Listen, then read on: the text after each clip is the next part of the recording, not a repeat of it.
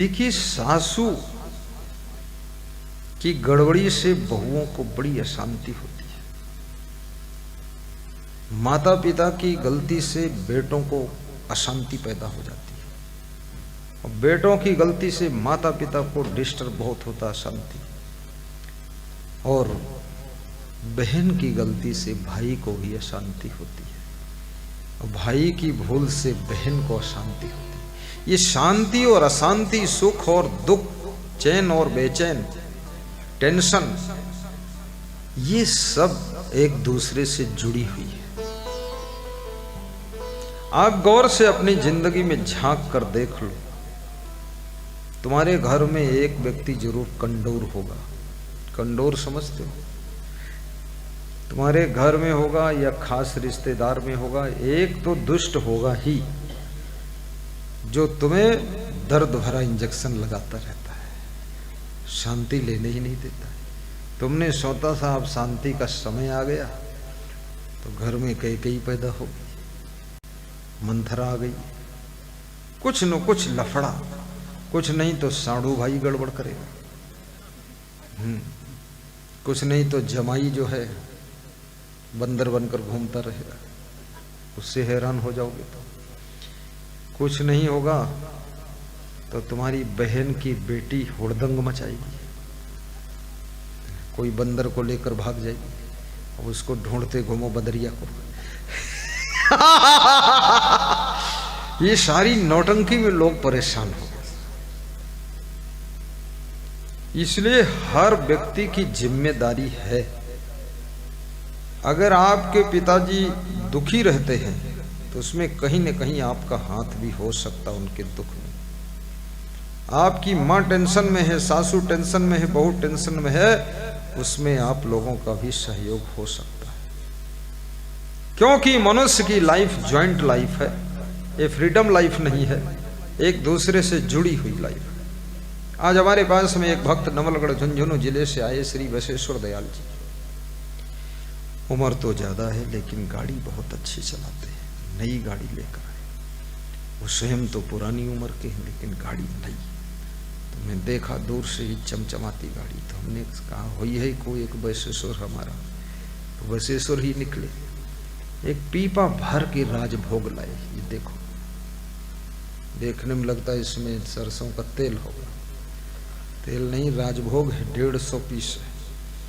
अब कर्मचारी भी 25-30 है और 150 पीस है। अब देखो इतना कहाँ हो, कर्मचारी के मुंह में लार बन गई कि आखिर इतना गुरु थोड़े खा सकता है। आज नंबर लगा मेरा और मैं आदेश भी कर चुका हूँ कर्मचारी और ब्रह्मचारी सबको खिलाना, और मेरे लिए अलग लाए डब्बा, देखो राजभोग, क्योंकि उनको विश्वास है कि इतने गुरु के चेला हैं, इतने कर्मचारी है, इतने साधक है, इतने ब्रह्मचारी है, अगर गुरु का अलग हिस्सा नहीं करूंगा तो गुरु वाला भी सब खा जाएंगे तो गुरु नहीं पाएगा।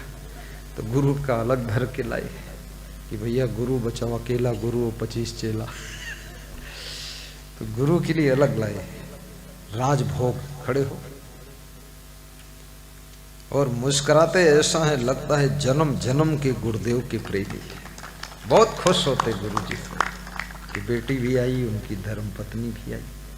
मुझसे बोले मेरी कार में बैठो, तो मैं कार में बैठ तो लेता, लेकिन इसलिए नहीं बैठा क्योंकि माताएं बहनें बैठी थी। देखिए हम ब्रह्मचारी हैं, हमारा नियम है कि हम माताओं बहनों के साथ में बहुत ही मजबूरी हो, कोई आफत आ गई हो, प्रलय हो गया, तब तो बैठने पड़ जाएगा, बाकी हम नहीं बैठते। हम जिस गाड़ी में बैठते हैं तो पुरुष लोग होते तो बैठ लेते, महिलाएं होती तो इसलिए नहीं बैठता हूँ। जो देखेगा गलत अर्थ लोग लगाते हैं, अपन गलत करना नहीं, अर्थ क्यों गलत लगवाऊँ। तो मैं अपनी माँ को भी गाड़ी में नहीं बिठाता था अपने साथ, वो बैठे तो हम उतर लेते थे। तो मेरी माँ कहती थी बहुत बड़ा त्याग वैराग्य है। हमने कहा अरे इतनी बड़ी माँ का बेटा, बड़ा और बड़ा त्याग वैराग्य, और दही बड़ा खाएंगे। तो माँ हंसती थी, मज़ेदार बात करते हो। हमने कहा मज़ेदार ही करने के लिए जन्म हुआ है, क्योंकि सब लोग दुख में सड़ रहा है, और मैं ही पैदा हुआ सबको हंसाने के लिए, सबको हंसाऊंगा। तो मेरी माता जी ने कहा तुम्हारा जन्म नहीं हुआ था तब से मैंने सोचा था मेरा एक बेटा ऐसा पैदा हो जो महान संत बने। हमने कहा वही मैं पैदा हुआ, महान संत बने। जय जय जय जय। हमें संत बनाने में हमारी माँ का पूर्ण योगदान है। इसलिए यहाँ जितनी माताएं बैठी उनको मैं यही कहूँगा, कम से कम आपके 4 पुत्र होना चाहिए। एक पुत्र संत बनाइए, दूसरा पुत्र माता पिता की सेवा के लिए रखिए, तीसरा राजनीति में प्रवेश कराइए, शासन सत्ता पकड़े, चौथा मिलिट्री ज्वाइन करके देश के बॉर्डर पर रक्षा करे, सर्विस में जाए। अगर 5 हो जाएं तो एक को डॉक्टर बना दो, और 6 हो जाएं तो 56 भोग लगा दो।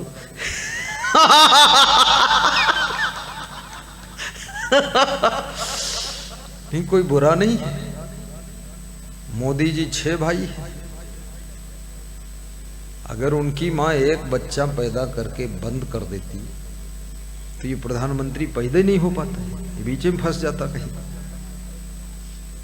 तो नंबर जाने दो 2, 4, 5, 6, क्योंकि एक ही पुत्र में बहुत धोखा हो जाता है। कहीं उसकी बुद्धि बिगड़ गई तो तुम 0 हो गए। 2 कम से कम हो, 4 हो तो भी ठीक, और 5 हो तो भी ठीक है। क्योंकि जनसंख्या नियंत्रण केवल हिंदुओं की ही जिम्मेदारी नहीं है, ये सभी की जिम्मेदारी है।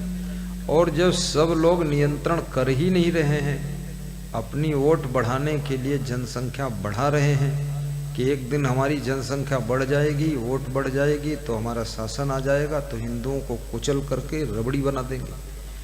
तो ऐसी कंडीशन में आपको भी थोड़ा सजग होना पड़ेगा, सजग होना पड़ेगा। नहीं तो एक दिन तुम कूटे जाओगे, बहुत मारे जाओगे। तुम्हारा कुटुम्बत होगा, ऐसे होगा जैसे चूरमा कूट कूट के बनाया जाता है। सावधान होना पड़ेगा। मैं इस पर विचार करता हूं कि भारत देश का टुकड़ा बर्मा देश है, अफगानिस्तान देश है, ये भारत के टुकड़े हैं, पाकिस्तान है, बांग्लादेश है। इस भारत के 15 टुकड़े हो चुके हैं। कितने? 15 टुकड़े, जिनकी जनसंख्या बढ़ती गई, मार पीट आतंकवाद सब शुरू करके देश को बांट दिया। यही होता रहा। अब ये देश छोटा सा बचा है, एक ही देश है जो हिंदू राष्ट्र है, और इसको हिंदू राष्ट्र बनना बहुत जरूरी है। मैं तो शासन सत्ता में बैठे हुए लोगों से यही कहूँगा, अगला काम अब राम मंदिर बन जाए, फिर हिंदू राष्ट्र बन जाए, बस ये काम चाहिए। और जनसंख्या नियंत्रण कानून भी लग जाए, पूरा कानून ये लगना चाहिए, 2 बच्चे से ज़्यादा जो पैदा करेगा उसको देश से निकाल दिया जाएगा, बॉर्डर के उस पर फेंक दिया जाएगा, जैसे कूड़ा फेंकते हैं। और दूसरे कानून की जरूरत नहीं, उसको गाड़ी में भर लो, उधर फेंक दो, जाकर जाओ, उधर नेपाल में रहो, बंगाल में रहो, कहीं चले जाओ, इधर जरूरत नहीं। क्योंकि देश की रक्षा के लिए देखिए प्रेम से लोग रहते कहाँ हैं, कितना हिंदू मारा गया है। अभी मुझे बहुत बड़ी बात याद आई, कल एक सज्जन ने पूछा था कि नरेंद्र मोदी प्रधानमंत्री बड़ा है कि राम भगवान बड़े हैं। अब वो बड़ा दयालु आदमी था जो हमसे पूछने आया, उसको लगता है मालूम नहीं कौन बड़ा है। हमारे मुंह से कुछ गलत निकल जाता, अगर मैं बोल देता प्रधानमंत्री नरेंद्र मोदी बड़ा है, तो फिर वो एक मुद्दा बना लेता, उपद्रव मचा देता। तो मैं ऐसा क्यों बोलूं? लेकिन बड़ी मजे की बात यह है, नरेंद्र मोदी प्रधानमंत्री ने जो काम किया है, देखने में लगता है ये फैसला सुप्रीम कोर्ट ने दिया है, लेकिन जिस जज ने ये फैसला दिया है उस जज को रिटायर होने के बाद मोदी ने अपने मंत्रिमंडल में मंत्री बना दिया है। दोनों के अंदर ये सलाह थी, तो ये फैसला दे, मैं तुझे मिनिस्टर बनाऊंगा, रिटायर हो जा। फट से काम हो गया। नहीं तो इतने जज आए, कोई फैसला दिया ही नहीं। रंजन गोगोई भी धन्यवाद का पात्र है। उसका पिता भी मुख्यमंत्री था।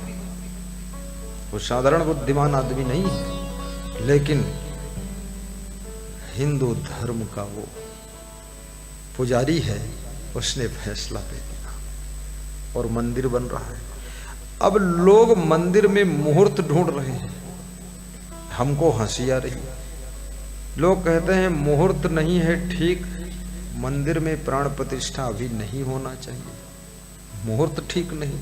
तो मैं इनसे पूछना चाहता हूं, जब बाबर ने मंदिर तोड़ा था तो कौन सा मुहूर्त देखकर तोड़ा था और कौन सा मुहूर्त देखकर मस्जिद बनाई थी?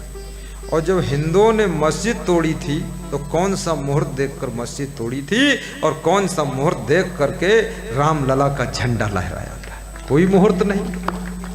वहां मुहूर्त निकालने वाले तो जाते गोली खा जाते, वो तो पहले से भाग गए थे सब। बिना मुहूर्त वालों ने मस्जिद गिरा दिया और रामलला को आजाद कर दिया। तंबू में रामलला आ गए। तंबू में रामलला जब बिठाए गए तब किसने मुहूर्त निकाला था? कौन मुहूर्त था? तो मुहूर्त का कोई काम ही नहीं है। रामलला का मंदिर बनाओ और फटाफट उसमें बिठाओ, ज्यादा मुहूर्त के लफड़े में फंसो मत, जल्दी बिठाओ। आप मकान बनाते हो, 6 मंजिल बनाना है और 2 मंजिल बन चुका है, तो आप फट से अपना उसमें रहने लग जाते हो, भोजन करते हो, आराम करते हो, ऊपर बनता रहता है। तो भगवान का भी ऊपर जो बनना बचा होगा, इधर उधर बाउंड्री बनती रहेगी। भगवान कब तक तंबू में रहेंगे? फट से 22 जनवरी को बैठ जाइए आप भगवान, बस फिर आनंद हो गई, बस ठीक मुहूर्त हो गया। आज तक कोई काम हमने मुहूर्त से किए नहीं और ना मुहूर्त निकलवाया हूँ और ना निकलवाऊंगा और ना मुहूर्त देखूंगा और ना मुहूर्त को लफड़े में फंसूंगा और ना लता पत्रक चक्कर में फंसूंगा। सबसे अच्छा मुहूर्त हम खुद निकालते हैं। सही डिसीजन लो और सही एक्शन लो और सही प्लानिंग करो और सही वर्किंग करो, इससे बड़ा मुहूर्त और कुछ होता ही नहीं। कहाँ वहाँ लता पत्रा लिए घूमते, मुहूर्त घूम रहे ढूंढते फालतू। कितना कुंडली मिलाते हैं, शादी में कुंडली मिलाते कि ये लड़की लड़का कुंडली मिल गई। अब कुंडली मिली और शादी के दिन लड़का मर गया। ये कौन मुहूर्त निकला भाई? ये कैसा मुहूर्त था तुम्हारा? कुंडली पुंडली कुछ नहीं, कानक कुंडल मिला दो, सही बस हो गया। ये झंझट में फंसो ही मत। कोई आश्रम वास्तु विधि से हमने बनाया ही नहीं। वास्तु में क्या करना? फालतू नाटक सीधे बना दिया बस। जिधर की हवा ज्यादा चलती है उधर लेटरिन रूम मत बनाइए, सीधी बात है। नहीं तो बदबू तुम्हारे घर भर में भरेगी और क्या है, वही वास्तु है। तो ज्यादा हवा चलती है पश्चिम से, उत्तर से और पूर्व से, तो दक्षिण साइड में बना दो, हो गया वास्तु। सब देखिए, विवेक से काम करना ही मुहूर्त है। अब राम मंदिर में भगवान राम की मूर्ति की स्थापना जितना जल्दी हो जाए उतना ही ठीक है, क्योंकि वो मैटर बहुत विवादित रहा है। कोई और लफड़ा बीच में फंस जाए तो काम ही रुक जाएगा। इसलिए मंदिर जो शेष बचाओ, जिंदगी भर मंदिर बनाओ। हम तो कहते हैं इसको सोने को बना दो, लेकिन भगवान के बैठने भर का बन गया, उनको बैठने दो, झंझट खत्म करो। तो कुछ लोग कहते हैं हमको न्योता नहीं आया तो हम नहीं जाएंगे। तो कहते क्यों हो? दर्द क्यों है तुम्हारे? मत जाओ तुम। तो किसको सुनाते हो? मत जाओ ना। भाषण क्यों दे रहे हो? चिल्लाते क्यों? कुछ लोग कहते हैं न्योता आया तो भी हम नहीं जाएंगे। अरे तो मत जाओ तुम। तुम्हारे बिना वहां पड़ा क्या है? तुम पैदा नहीं हुए थे तब भी अयोध्या थी, और तुम्हारे बाप मर गए तब भी अयोध्या है, और तुम भी मर जाओगे तो भी अयोध्या रहेगी। ये संसार का खेल तो चलता रहता है। जाओगे तो तुम्हारा सौभाग्य है और नहीं जाओगे तो तुम्हारा अहंकार है। मत जाओ। प्रवचन किसको सुना रहे हो? मैं नहीं जाऊंगा। तुम्हारे बिना वहां रुका क्या है? तुम जिंदगी में मत जाओ। तुम्हारे पाप इतने ज्यादा है, तुम जाओगे कैसे? पापी वहां नहीं पहुंचेंगे, वहां तो विनम्र आदमी पहुंचेगा। ठीक है, अगर न्योता किसी का नहीं भी आया है तो कहना चाहिए कि मेरा शरीर तो जयपुर रहेगा, लेकिन मेरा मन 22 जनवरी को प्राण प्रतिष्ठा समारोह में ही खड़ा खड़ा आनंद लेता रहेगा। बस बोलने कला सीखो, हुड़दंग फालतू मचाते हो। फिर एक तरफ कहते हो कि भगवान सबके होते हैं, भगवान किसी एक पार्टी के नहीं है, किसी एक जाति के नहीं है, किसी एक देश के नहीं है, भगवान सभी के हैं। तो भगवान सभी के हैं तो फिर क्यों कहते हो कि हम नहीं जाएंगे? जाओ ना। तुम ही कहते हो सभी के हैं और तुम ही कहते हो हम नहीं जाएंगे, तो तुम खुद अपनी बात को खुद काट रहे हो। तो बैठत जाही डार पर काटत वाही डार, और गिरन मरण को भय नहीं ऐसी गत संसार। मूर्खा का काम है ये। तो राम मंदिर हो चाहे कबीर मंदिर हो और चाहे आपका घर हो, आप अपने घर में पति पत्नी प्रेम से रहो तो आपका घर भी प्रेम का मंदिर है, प्रेम का मंदिर है। अपने बेटे और बेटियों को शिक्षा संस्कार दो, भक्ति करो, गुरु का प्रवचन सुनो, तो आपका घर भक्ति का भवन है, भक्ति भवन है।